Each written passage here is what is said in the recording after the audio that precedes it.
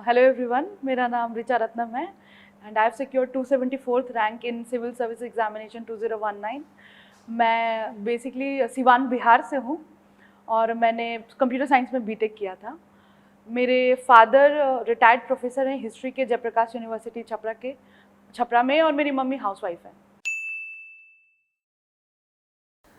Sir, मैंने exam Hindi medium से दिया है और इनिशियली मेरी तैयारी में काफ़ी कॉन्टिन्यूटी की कमी थी। तो जब मैं दिल्ली आई यहाँ पे तैयारी करने के लिए, तो मुझे एक मेंटोर की ज़रूरत थी जो मुझे अच्छे तरीके से गाइड कर सके।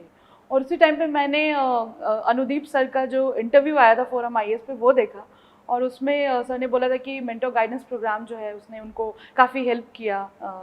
और वहाँ से फिर मैंने बोला कि मेरे को भी मुझे भी फोरम आईएएस में जाना है और मेंटर गाइडेंस प्रोग्राम जो है वो ज्वाइन करना है। सर, मेरे हिसाब से भाषा को कभी भी किसी बैरियर का काम नहीं कर सकती, क्योंकि मुझे इस एग्ज़ाम में अपने आंसर्स को और अच्छे तरीके से लिखना था।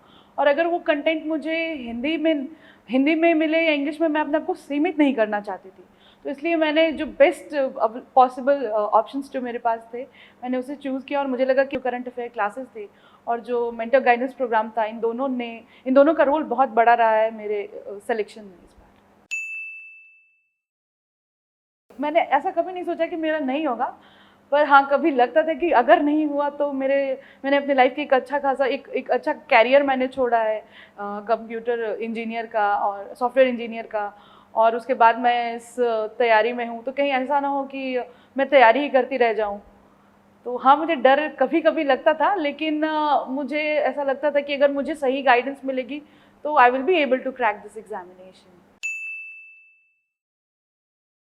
सर, सबसे पहले तो जिस तरीके से मेंटोर से आप वन टू वन इंटरेक्ट करते हो वो बहुत अच्छा है, क्योंकि उससे आप आपके जो भी आंसर्स में कमियां होती हैं वो आप डायरेक्टली डिस्कस कर सकते हो अपने मेंटोर से कि ये प्रॉब्लम है, और वो फिर आप उन चीज़ों को फिर आप अपने आंसर में वापस से इनकलकेट कर सकते हो। ये सबसे अच्छा पॉइंट था। दूसरा, जो क्वेश्चंस की वैरायटी थी, मेरे हिसाब से मैंने जीएस3 का जो इस साल का क्वेश्चन था इंक्लूसिव डेवलपमेंट वाला, वो एमजीपी के जीएस3 के पेपर में पूछा गया था।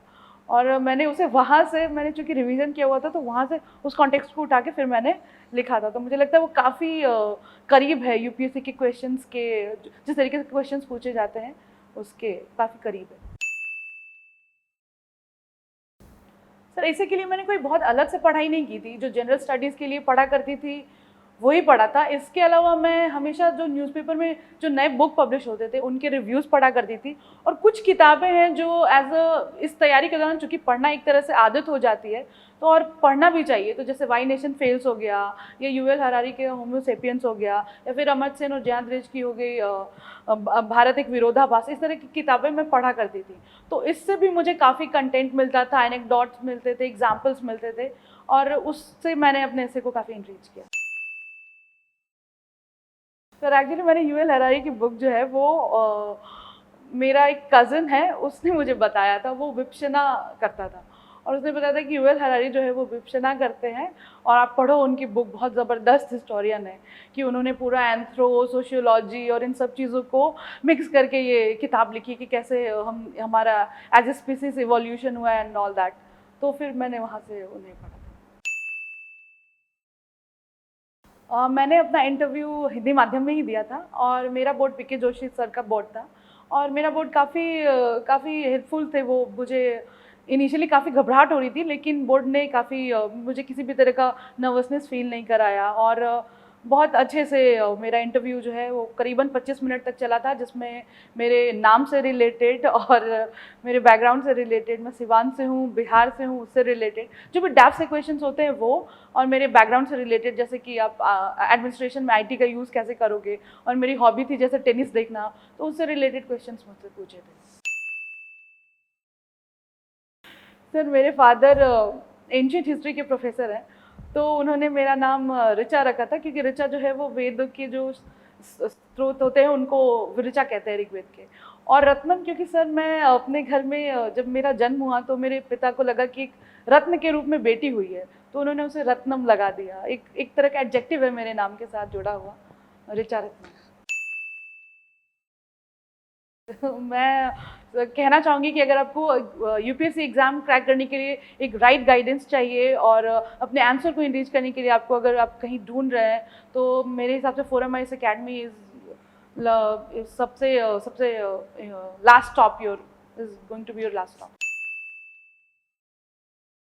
सर इसका कारण मुझे लगता है कहीं ना कहीं जो हिंदी माध्यम में जो परीक्षार्थी हैं, वो कहीं ना कहीं मुझे लगता है कि उनकी आंसर राइटिंग में जो क्वालिटी है, मुझे लगता है कहीं ना कहीं उसमें कुछ कमी है, क्योंकि हिंदी माध्यम में जो कंटेंट है वो क्वालिटी कंटेंट बहुत अवेलेबल नहीं है। तो कई बार क्या होता है कि जैसे यहाँ पे फोरमाइज में बोला जाता है कि कोई भी आर्ग्यूमेंट आप अपना मत दो, जो भी आर्ग्यूमेंट दो उसको आप सब्सटैंशिएट की और करो फैक्ट से, या किसी सुप्रीम कोर्ट के जजमेंट से, या किसी पर्सनालिटी ने कहा है उसके थ्रू।